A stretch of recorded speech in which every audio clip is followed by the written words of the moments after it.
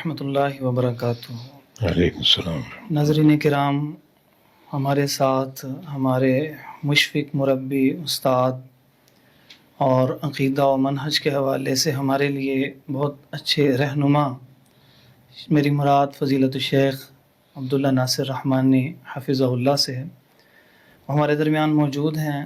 ہم آپ کی علمی کام اور آپ کے عام زندگی کے جو حالات گزرے، کس طرح آپ دین کی طرف آئے اور کون کون سے آپ کے کام تھے کہ جو آپ نے کیے ہیں اب تک، اور کن کاموں کو آپ چاہتے ہیں کہ ہونا چاہیے، اس حوالے سے ہم شیخ صاحب سے رہنمائی لیں گے۔ تو وقت ضائع کیے بغیر ہم شیخ صاحب کو باقاعدہ طور پر اہلا و سہلا مرحبا کہتے ہیں۔ بارک بہت اللہ فیک، شکریہ آپ جزاک اللہ خیر، تشریف بارک لائے۔ اللہ فیک۔ شیخ صاحب، آپ سے پہلا یہ سوال ہے کہ آپ کا بچپن، جس طرح ہم عام طور پہ دیکھتے ہیں کہ جس طرح دین سے دور لوگ ہوتے ہیں، تو آپ کے بچپن کے حوالے سے کہ آپ کو کون سی ایسی چیز تھی کہ جو دین کی طرف لے کر آئی، یا گھریلو پہلے ہی گھر کے اندر جو ہے نا دینی ماحول پہلے سے موجود ہے؟ الحمدللہ والصلاۃ والسلام علی رسول اللہ، اما بعد۔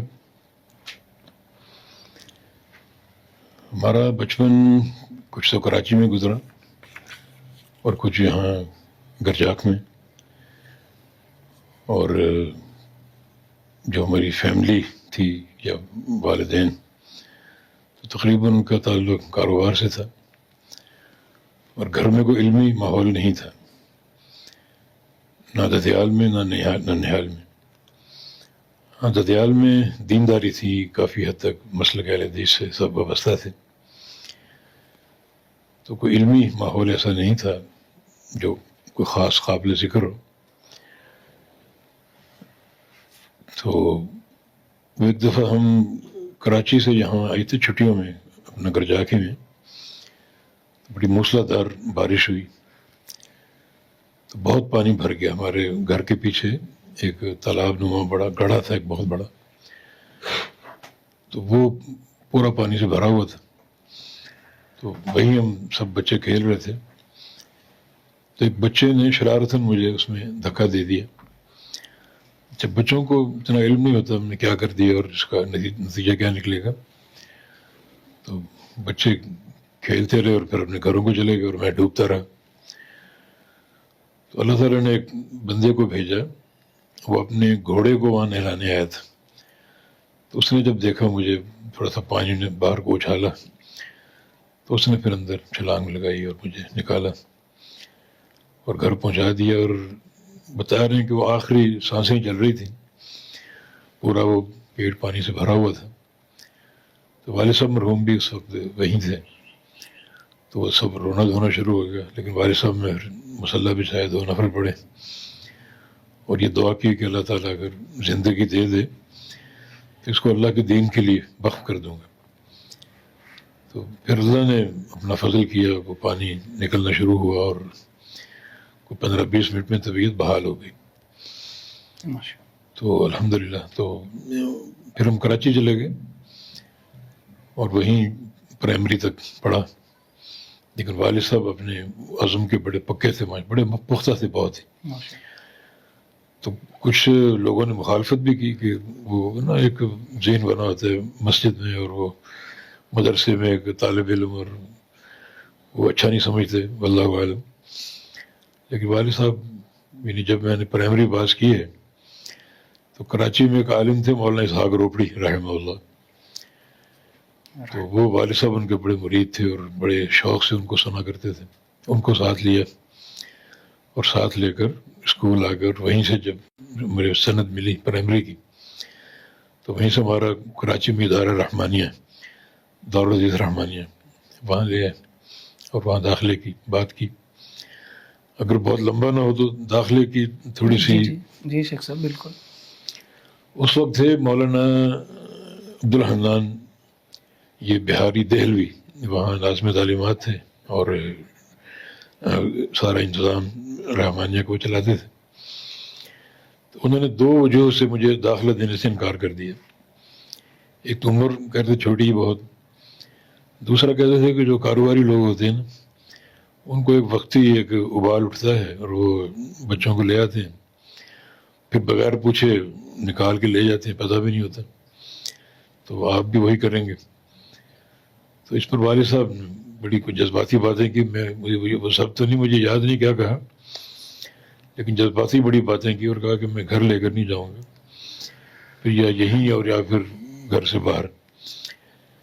تو انہوں نے پھر یہ بات قبول کی کہ ان کو یہاں بھیجو صبح روزانہ مستمع کی حیثیت سے، جی یعنی داخلہ نہیں دیں گے لیکن ویسے آ کر کلاس میں بیٹھیں سنیں. تو پھر میری یہ ایک روٹین بن گئی، صبح یعنی فجر کے بعد مجھے وہاں پہنچا دیا جاتا اور عصر تک وہاں رہتا میں. شیخ صاحب کتنی عمر تھی اس وقت؟ عمر یعنی یہ سمجھے ایک پرائمری بچے کی 9-10 سال جی یہ عمر تھی. تو ایک استاد تھے، آخری کلاس کے طالب علم تھے، مولانا ہارون رشید حساس رحمہ اللہ. وہ بھی چند سال میں فوت ہوئے، اسلام آباد میں تھے. تو ان کی ذمہ داری لگائی کہ جب تم کو فارغ وقت ملے تو ان کو لے کر بیٹھو اور کچھ پڑھاؤ. کچھ کتابیں ابتدائی مجھے لے دی گئیں، تو وہ اللہ ان کو جزائے خیر دے، مجھے وقت نکالتے اور مجھے عصر تک وہ کچھ نہ کچھ جب بھی ان کو فارغ ٹائم ملتا مجھے پڑھاتے. تو یہ ایک مختصر سا، یعنی میں کھانا دوپہر کا گھر سے آتا تھا. یعنی رحمانیہ ہمارے گھر سے کوئی 5-7 منٹ کی واک پہ تھا. تو بس یہ اگلے سال پھر داخلہ مل گیا الحمدللہ. پھر باقاعدہ تعلیم ہوئی، وہیں پڑھا، وہیں سے ختم کیا. بخاری وہیں سے پڑھی الحمدللہ. کسی اور ادارے میں نے کیا، وہیں پوری تعلیم. تو وہاں سے تخرج ہوا اور پھر رحمانی اسی توسط سے ہمیں نسبت جو ہوتی، جیسے قاری عبدالخالق رحمانی تھے، مولانا عبید اللہ رحمانی تھے، اور رحمانی اساتذہ کی بڑی ایک لمبی لسٹ ہے. تو اسی توسط سے، اسی تعلق سے ہمیں پھر رحمانی قرار دیا گیا. شیخ صاحب کہیں پڑھا تھا آپ کا نام بھی تبدیل کیا گیا تھا، اس حوالے سے بھی کچھ ہمارے ناظرین کو بتائیے اگر مناسب سمجھیں. ہمارا نام شکیل تھا جو بچپن میں جو نام رکھا گیا گھر میں. ہمارے اساتذہ نے کہا کہ یہ نام جچتا نہیں ہے کسی عالم کو. اس وقت تو بچے ہی تھے، یہ نام جچتا نہیں ہے تو اس کو تبدیل کرنا پڑے گا. پھر عبد الناصر رکھا گیا، اس کو بھی تبدیل کر کے پھر عبداللہ ناصر. ہمارے استاد تھے مولانا کرم الدین سلفی رحمہ اللہ، تو انہوں نے پھر یہ نام تجویز کیا اور پھر الحمدللہ مجھے بھی پسند آ گیا. شیخ صاحب کسی بھی شخصیت کے اوپر اس کے اساتذہ کا بہت اثرات ہوتے ہیں، تو آپ کے وہ محبوب اساتذہ کہ سب کے اثرات تو ہوتے ہیں، لیکن کوئی شخصیات ایسی ہوتی ہیں کہ جو انسان کے اوپر بہت سارے اثرات مرتب کر دیتے ہیں. یہ ایسے استاد یہ رحمانیہ کی ایک شہرت ہے، ہر فن میں اچھے اساتذہ وہ لاتے ہیں تلاش کر کے. حدیث میں، تفسیر میں، گرامر میں، منطق، فلسفہ، ٹاپ کے استاد وہ رکھا کرتے تھے. یہ دلی میں تھا پہلے رحمانیہ، جی وہیں سے یہاں شفٹ ہوا. جب پاکستان بنا تو وہ لوگ کراچی شفٹ ہوئے تو انہوں نے وہ ادارہ یہاں قائم کر دی. دہلی میں بھی قائم ہے اب تک، رحمانیہ ہے دہلی میں. جی تو ان کی شہرت تھی، پیسہ اللہ نے بہت دیا تھا، وسائل بہت تھے، بڑے ٹاپ کے یہ کاروباری لوگ تھے. ایک چھوٹا سا قصہ ان کا، دہلی میں جب یہ پاکستان کے قیام سے قبل یہ برف کے کارخانے کسی ہندو کے تھے غالباً، تو انہوں نے برف دینے سے انکار کر دیا تعصب کی بنا پر کہ مدرسے کو اور یہ نمازیوں کو شدید گرمی. انہوں نے کارخانہ قائم کیا برف کا اور مفت برف بیچنی شروع کر دی.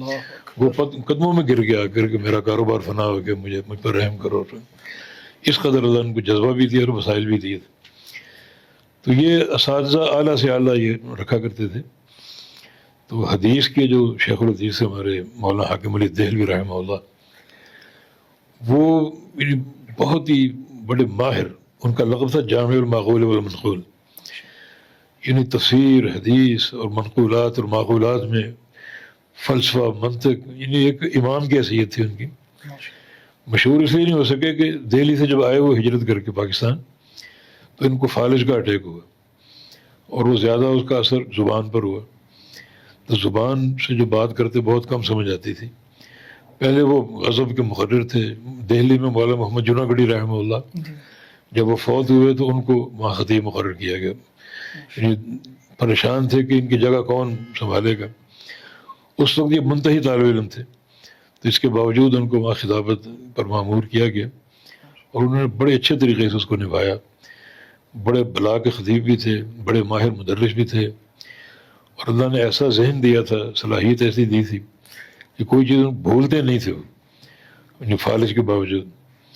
اور یعنی ایک ان میں صلاحیت اور تھی، مولانا عطاء اللہ حنیف بوجانی رحمہ اللہ، انہوں نے ایک بار تقابل کیا مولانا حاکم علی صاحب اور حافظ محمد گوندلوی رحمہ اللہ کہ دونوں میں کیا فرق ہے. دونوں علم کے جو ہیں وہ ستون ہے اور ایک باہر ذخار. تو انہوں نے فرق یہ کیا کہ مولانا حافظ محمد گوندلوی رحمہ اللہ ان کے پاس بے شمار علم ہے، اس کا کوئی کنارہ ہی نہیں. مولانا حاکم علی صاحب کے پاس بڑا وسیع علم ہے، لیکن تفہیم میں مولانا حاکم علی صاحب کا درجہ بڑا اونچا ہے.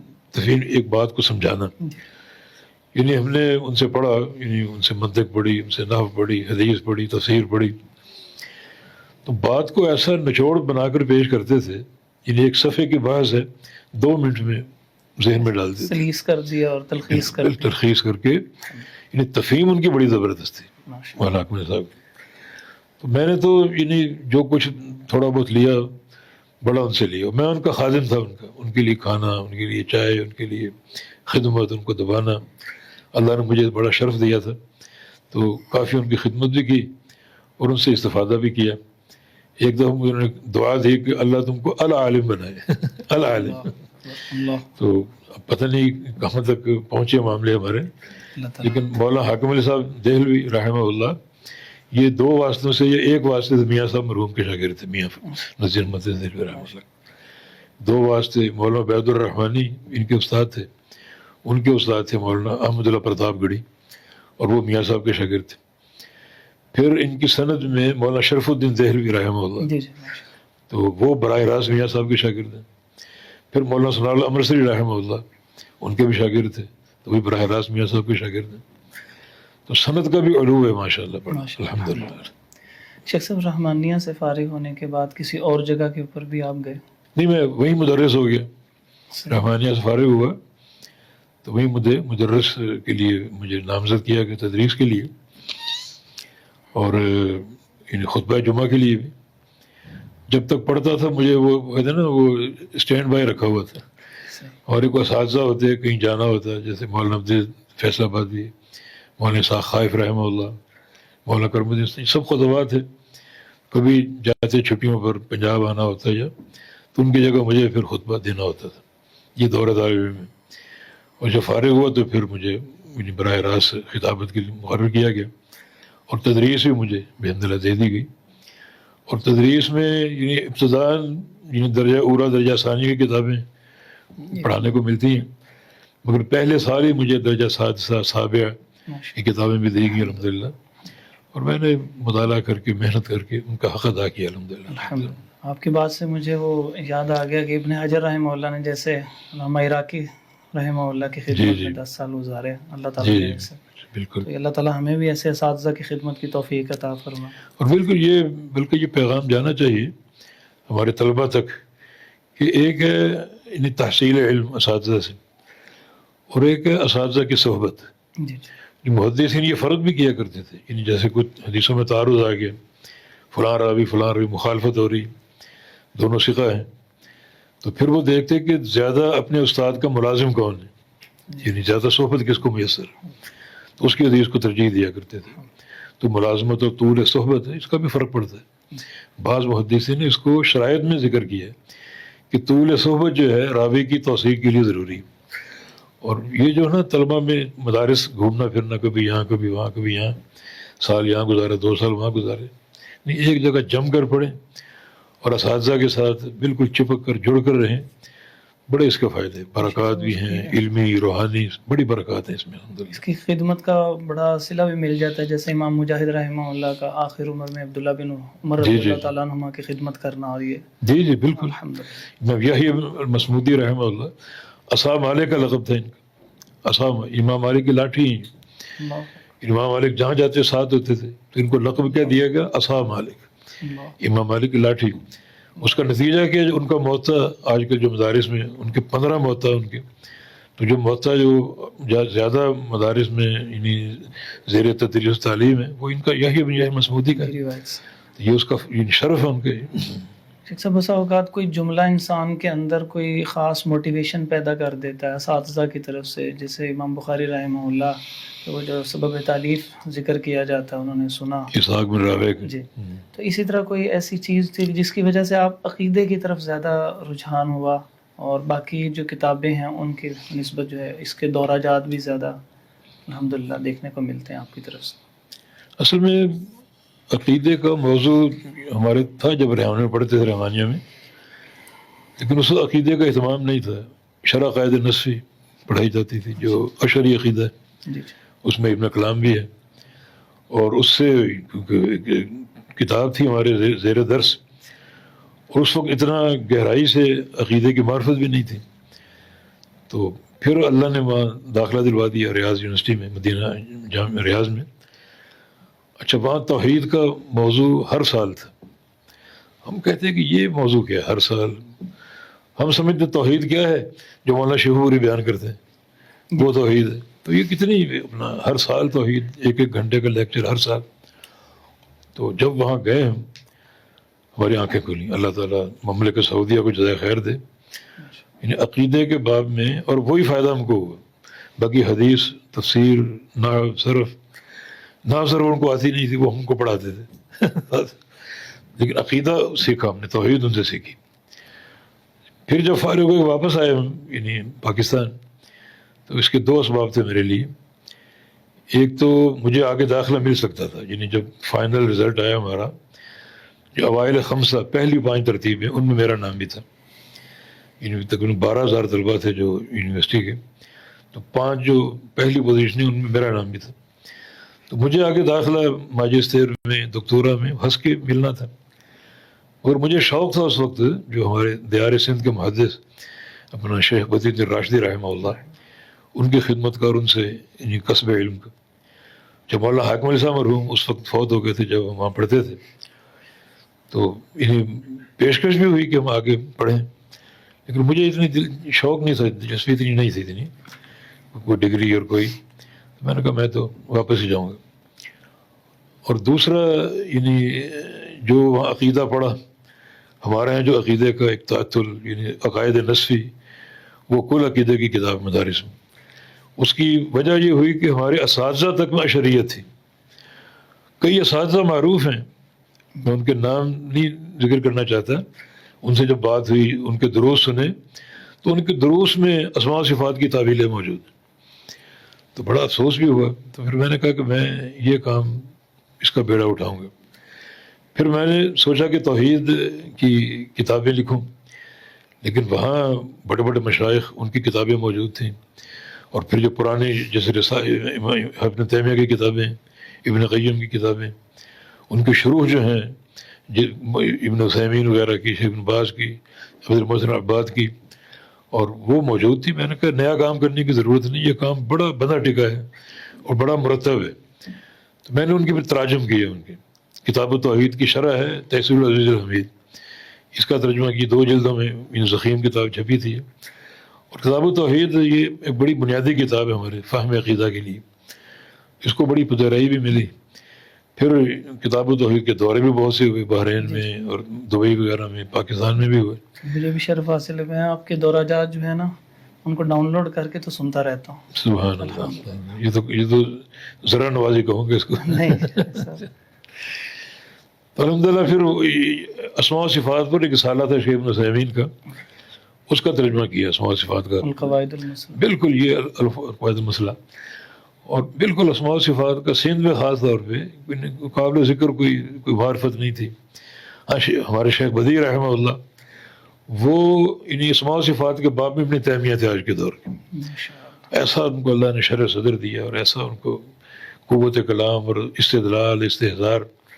میں سمجھتا ہوں آج کے دور کے ابن تیمیہ تھے اسماء و صفات کے باب میں، سندھ میں اور دنیا کے بیشتر علاقوں میں. اور شاہ صاحب رحمہ اللہ کہیں جاتے درس تقریر کے لیے، اور وہاں کے مشائخ کا پتہ ہوتا ہے نا ان میں اشعریت ہے، تو شاہ صاحب کا موضوع بس یہ عقیدہ اور توحید اور اسماء و صفات ہی ہوتا ہے. 2 گھنٹے کے لیکچر ان کے بہت ہی علمی.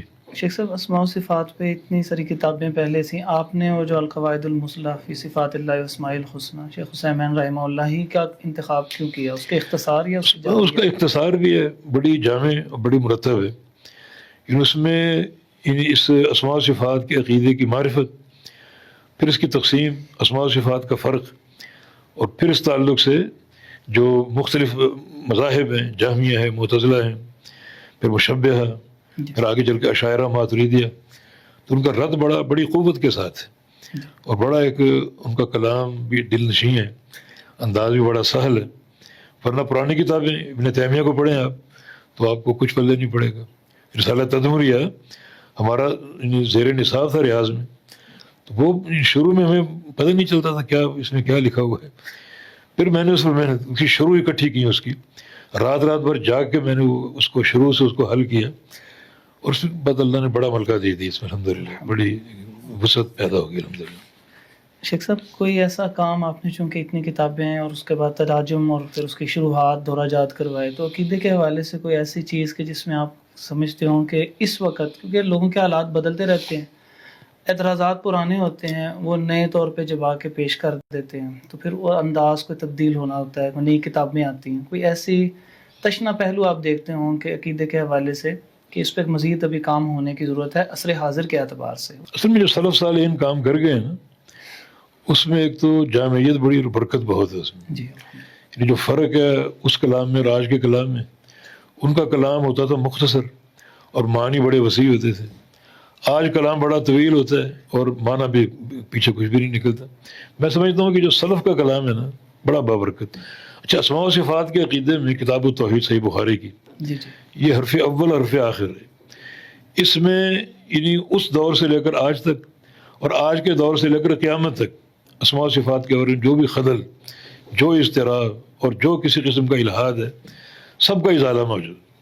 یعنی کتاب التوحید صحیح بخاری کی اگر صحیح طریقے سے پڑھی جائے، پڑھائی جائے، تو بڑا اس کا فائدہ بھی اور بڑا اس سے یعنی دل کے جو ہے نا بند ریچے وہ کھلیں گے اور بڑی مشکلات آپ کی حل ہوں گی الحمدللہ۔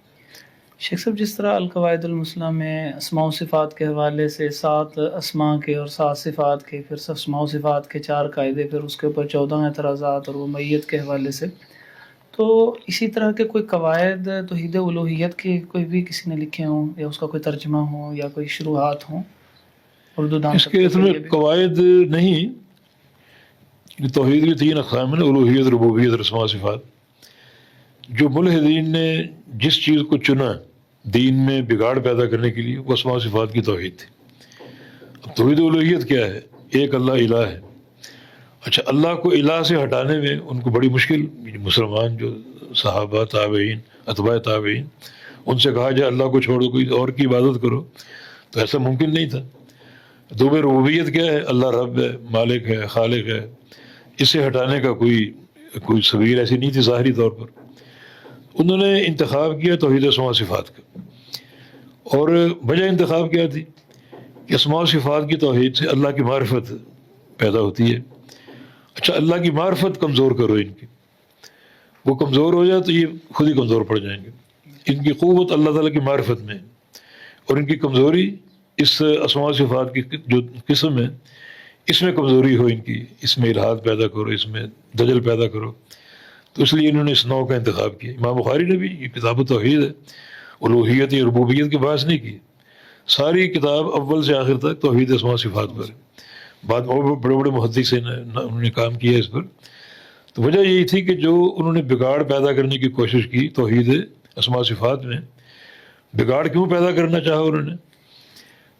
قواعد ایسے، یعنی عثمان غنی کی شہادت تک عقیدہ بالکل ٹھیک تھا، اور یہ مبارکباد اہل الحدیث کے لیے، ان کا عقیدہ بالکل آج وہی ہے جو عثمان غنی رضی اللہ عنہ کی شہادت سے قبل صحابہ کا تھا، جو اللہ کے نبی نے دیا، کسی تعویل، کسی تشبیہ کے بغیر۔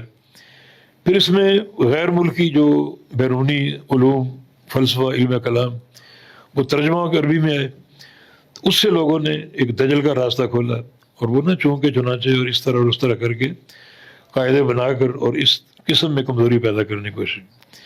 یہ سب سے بڑی جو ایک مشکل تھی، جو پرابلم کھڑی کی انہوں نے، بلکہ بت کھڑا کیا، وہ تشبیہ کا عقیدہ تھا۔ جہمیہ لے لو، معتزلہ لے لو، اور یہ اشاعرہ ماتریدیہ، ان سب جو ان کے عقیدے ہیں انکار کے، تعطیل کے، تعویل کے، اسی معذور کے پیش نظر کہ تشبیہ لازم آئے گی، لہٰذا اللہ کو تشبیہ سے بچاؤ. اور بڑا یہ ایک فساد انہوں نے پیدا کیا، ایک بگاڑ اب تک چلا آ رہا ہے. اشریت جو ہے وہ کافی پھیلائی انہوں نے، اور اسی بنا پر کہ اس میں جو باہر کے علوم و فنون تھے ان کا استخدام کیا اور ان کو داخل کر کے جو سادہ لوگ ہیں یا جن کا ذہن پختہ نہیں ہے ان کو خراب کرنے کی کوشش کی. پھر اس میں کامیاب بھی کافی ہوئے. شیخ صاحب جیسے ہوتا ہے کہ انسان کے بہت سارے کام ہوتے ہیں، اس میں کوئی ایک کام جو ہے بڑا دل کے قریب ہوتا ہے انسان کے، تو آپ کے جو تصنیفی کام ہیں اس کے اندر کوئی آپ کے بہت دل کے قریب ہو جو آپ محسوس کرتے ہیں کہ یہ کام واقعی بہت محسوس ہو جاتا ہے کہ یہ میرا بڑا دل کے قریب کام ہے؟ اصل میں سارا کام جو ہے نا وہ اصل عقیدے پر ہی ہے. عقیدے میں کوئی کمی بیشی یا تفاضل یہ کم اور یہ زیادہ میرے لیے ممکن نہیں ہے. لیکن ایک تو کتاب و توحید کی شرح جو ہے یہ کہ تحصیل عزیز الحمید، وہ کام کافی دیر پا بھی تھا اور اس میں کافی ایک لوگوں کو رہنمائی بھی ملی. بحرین میں اس کا دورہ بھی ہوا، دبئی میں ہوا، پاکستان میں ہوا. وہ لوگوں نے کافی ریکارڈ کر کے اس کو پھر چھاپا بھی، کئی لوگوں نے شائع بھی کیا.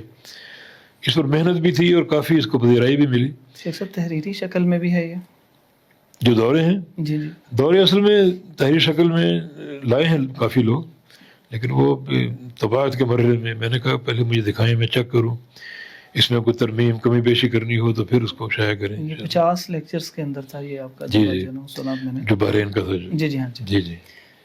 شیخ صاحب یہ جو آج کل کے نئے فارغ و تحصیل علماء ہیں تو ان کے حوالے سے کوئی نصیحت کہ یہ محض خطابت کی طرف چلے جاتے ہیں بہت سارے ان میں سے، اور کتابیں پڑھ لیتے ہیں جیسے کوئی خطبات کے اوپر لکھی ہوئی پہلے سے، اور وہی انداز اختیار کر کے کسی ایک کا محبت میں تو انداز اختیار کر لیا لیکن اس تک محدود ہو جاتے ہیں. یہ کیسے علمی اپنے سفر کو جاری رکھ سکتے ہیں؟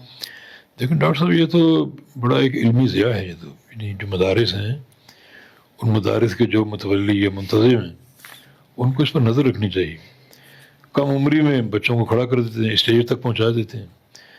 پھر وہ جو ایک بات بزرگ ہمارے علماء واعظین ان کا لہجہ اپنا کر اور لوگ بھی ان پر واہ واہ کرتے ہیں اور پھر وہ اب سمجھتے ہیں کہ ہم بہت کچھ بن گئے، تعلیم موقوف ہو جاتی ہے. تو یہ علمی نقصان ہے بہت بڑا.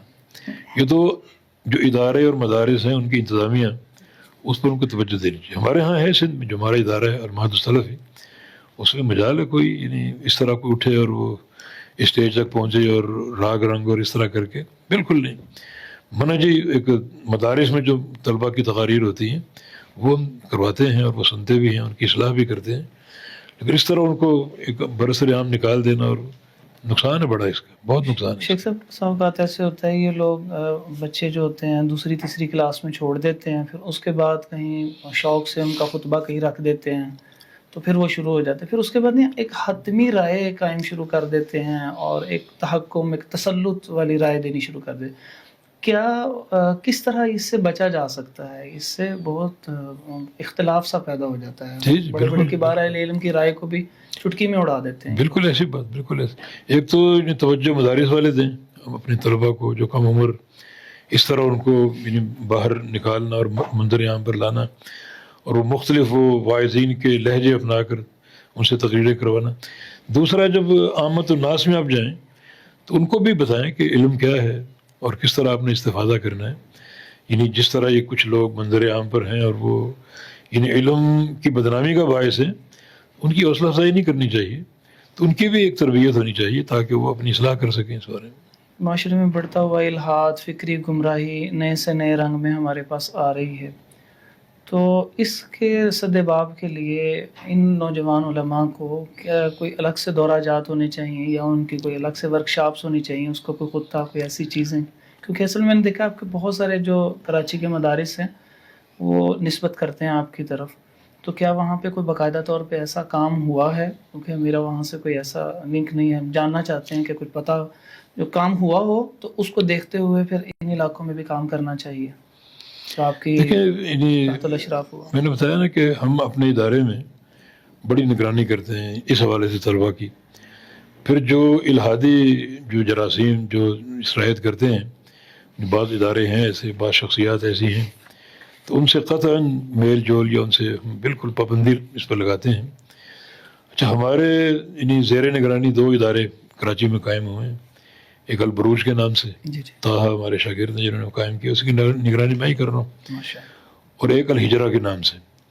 اچھا، جو یہ مرکز مدینہ ہے اس وقت بڑی وسعت کے ساتھ کام کر رہا ہے، تینوں کی نگرانی میں کر رہا ہوں، اور اس شعبے سے ان الہاد شرائط نہ کر جائے، یہ ہمارے یہ کریم ہماری بچ کر رہے اس سے، تو بعض اوقات دورہ جات بھی کراتے ہیں کچھ علماء سے، کچھ تقاریر بھی، اور تربیت ہی ان کی کلاسیں بھی ہوتی ہیں۔ تو اللہ کا فضل ہے کہ یعنی کراچی ہے، اندرونی سندھ ہے، کافی حد تک محفوظ ہے، ہمارے طلبہ محفوظ، بچے ہمارے محفوظ ہیں الحمدللہ۔ شیخ صاحب، یہ ڈیجیٹل دور کے اندر کتاب سے رشتہ کمزور ہوتا جا رہا ہے۔ پہلے ہوتا تھا کہ کتاب لے کے بیٹھتے تھے، رات کو بیٹھے کئی دفعہ صبح ہو جائے، تو آج کل جو ہے وہ اے آئی سے مدد لیتے ہیں، اسی وقت کوئی سوال تیار کر لیا اور اس کے سامنے اس کو پوائنٹس دے دیے اور سامنے آ گیا۔ تو دوبارہ کتاب سے، کیونکہ جب کتاب سامنے، جیسے آپ نے بتایا کہ ایک کتاب آپ پڑھ رہے ہیں اور پھر اس کی مختلف شروحات اکٹھی کر کے اس کی عبارت کی جو ہے وہ تسہیل، اس کا حل کیا، تو اس میں کتنی ہی کتابیں دیکھنے، تو یہ کس طرح ہم دوبارہ شروع کر سکتے ہیں، ان کو موٹیویٹ کیسے کر سکتے ہیں؟ اس پر تو علماء کو خود سوچنا چاہیے۔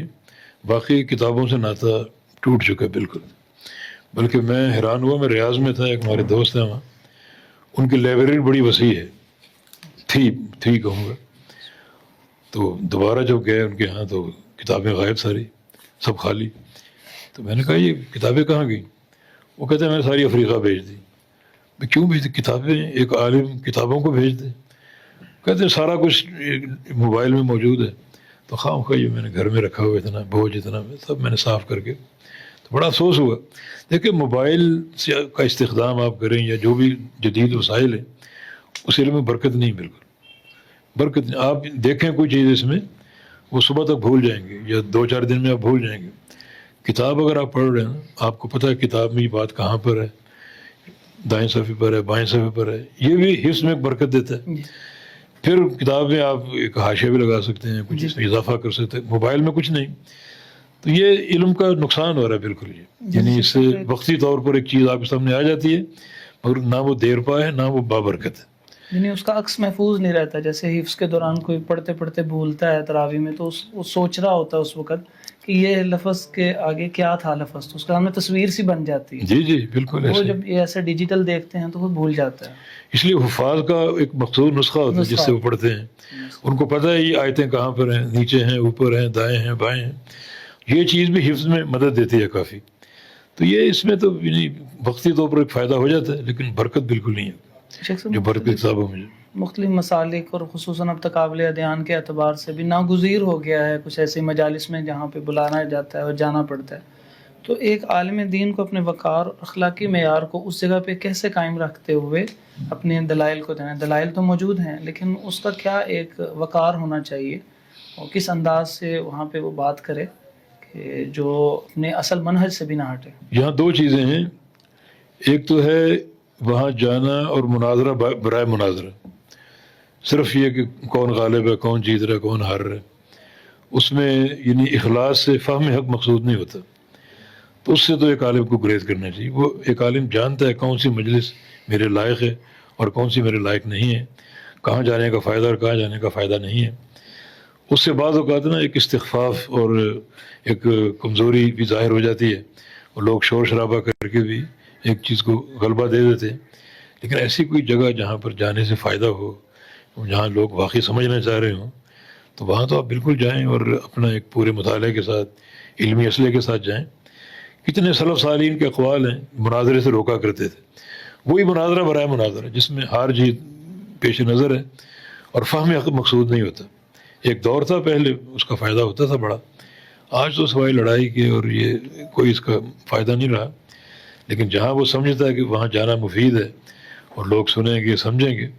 یہ کراچی میں بعض چرچوں میں ہمارے دعات کو بلاتے ہیں اور مناظرہ ہوتا ہے باقاعدہ، اور باقاعدہ لوگ سنتے ہیں توجہ سے، کوئی شور شرابہ نہیں، کوئی زندہ باد مرد آباد کے نعرے نہیں ہیں، اور واقعی وہ فہم حق چاہتے ہیں وہ، اور کئی لوگ سمجھتے بھی ہیں، اللہ نے کئی لوگ دیے وہاں سے۔ تو اس طرح کی کوئی اگر صورتحال ہو تو اس میں ضرور جائیں. یعنی کوئی ایسا مقارنہ ہو تو اس میں تو جایا جائے. اسلام کے محاسن آپ بالکل بیان کریں, اجاگر کریں. لوگ سننا چاہتے ہیں, سنیں کر متاثر بھی ہوں گے. اور آج کے دور میں دین اسلام پھیل رہا بڑی تیزی سے. یورپ میں آپ جائیں, امریکہ افریقہ میں دیکھیں, جمگھٹیں ہیں لوگوں کے اسلام قبول کرنے والوں کے. اسلام کے محاسن صحیح معنی میں انہیں پیش ہو رہے ہیں اور وہ سمجھتے اور قبول کرتے ہیں الحمدللہ.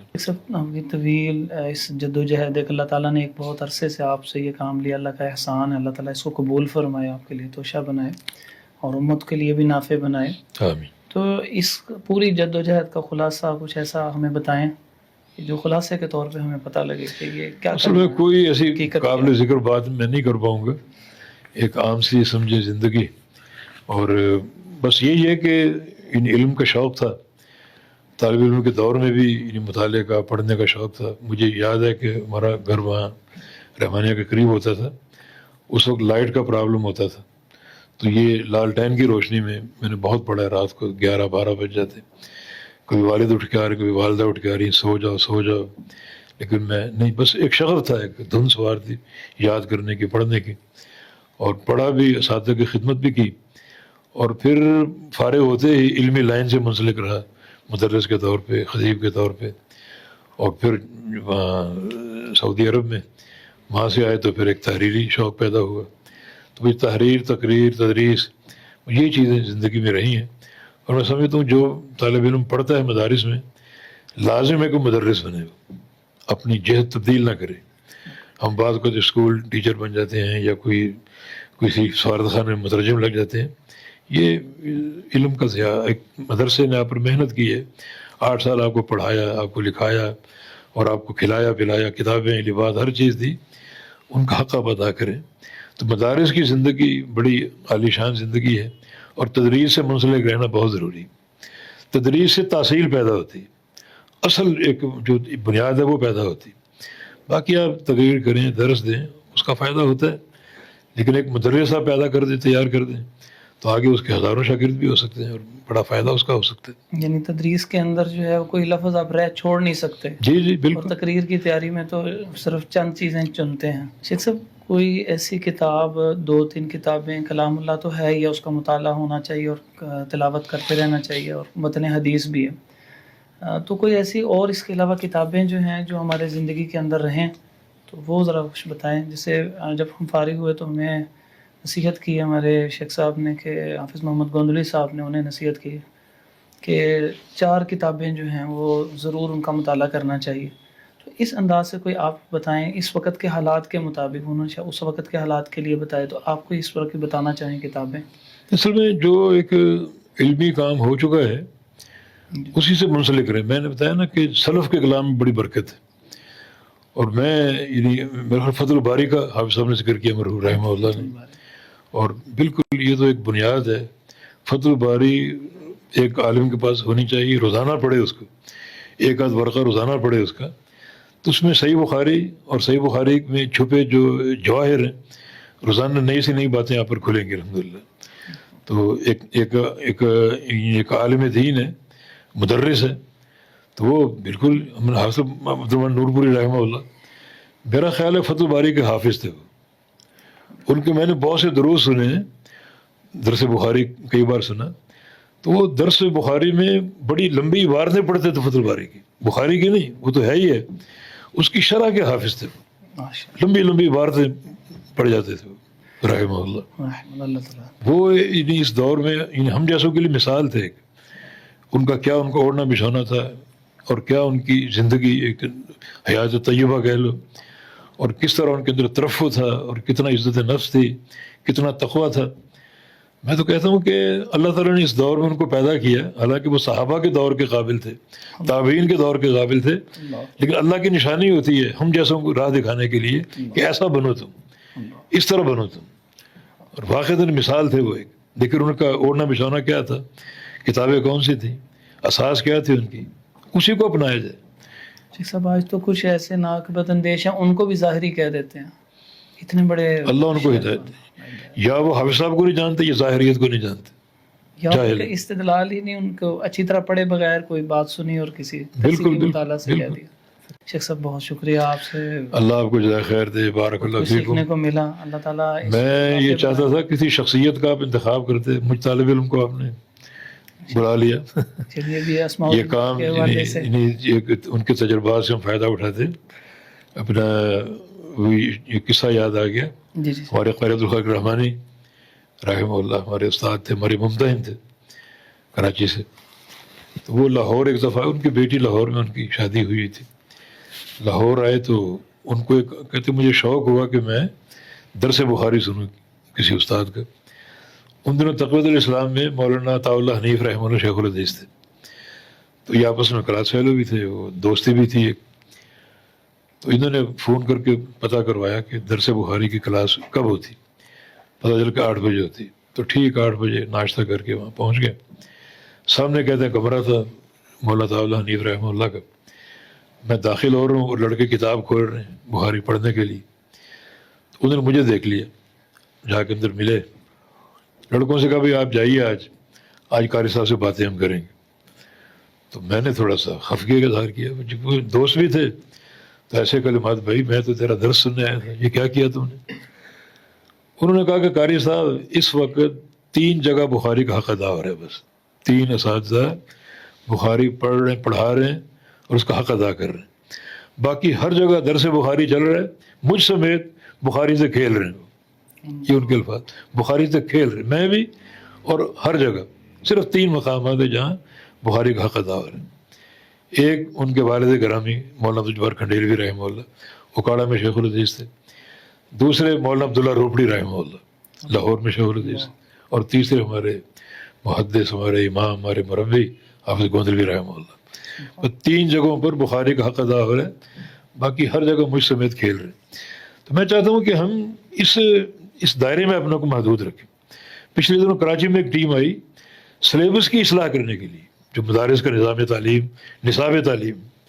تو میرے پاس بھی ہے کہ آپ چونکہ علم سے منسلک ہیں تو کچھ اس میں تبدیلی ہم چاہتے ہیں۔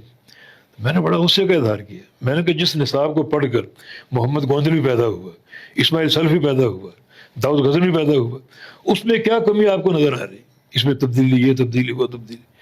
انہوں نے دوسری بات نہیں کی، یہ سارے اساتین علم، شاہ صاحب رحمہ اللہ، مولانا سلطان محمود، مولانا عبداللہ شیخ الحدیث گجرانوالہ، اسی نصاب کو پڑھ کے پیدا ہوا۔ آج اس 14ویں 15ویں صدی میں اس میں کیا آپ کو کیڑے نظر آ رہے ہیں؟ اس کی تبدیلی پر آپ درپے ہیں، دورے کر رہے ہیں، کبھی لاہور، کبھی کراچی، مدارس میں جا رہے ہیں، حتیٰ کہ عشائرہ کے مدارس میں بھی جا رہے ہیں ان کا نصاب تعلیم دیکھنے کے لیے۔ میں نے تو بڑی جھاڑی پھرائی، ڈانٹ بھی دیا، میں نے کہا یہ اس کا نام نہ لو، اگر نام لے رہے تو میرے پاس آنے کی ضرورت نہیں، ہمارا نصاب طے ہے، ہمارے بزرگوں نے بنایا ہے، اس میں بڑی خیر و برکت، اس میں بڑا گہرا علم ہے۔ یعنی جو نصاب یہاں ہم نے پڑھا اور پڑھ کے سعودی عرب گئے تو سعودی عرب کا نصاب 10 سطحی تھا، اس کے مقابلے سطحی تھا، ان کو پڑھنے کی ضرورت بھی نہیں ہوتی، صرف توحید میں نے سیکھی، وہاں توحید پڑھی، وہ ایک اعتراف میں کرتا ہوں۔ لیکن جو ہمارا نصاب تعلیم ہے اس کے مقابلے میں سعودی جامعات کا نصاب تعلیم سطحی۔ حافظ گوندلوی رحمہ اللہ وہاں مدرس کے طور پر منتخب ہوئے، تو انہوں نے کیا کتاب دی؟ بلوغ المرام، بخاری پڑھانے والا بلوغ المرام پڑھائے، تو وہ نہیں، ان کا دل نہیں لگا، ان کا چھوڑ کے واپس آ گئے تھے کہ یہ میرا مقام ہی نہیں۔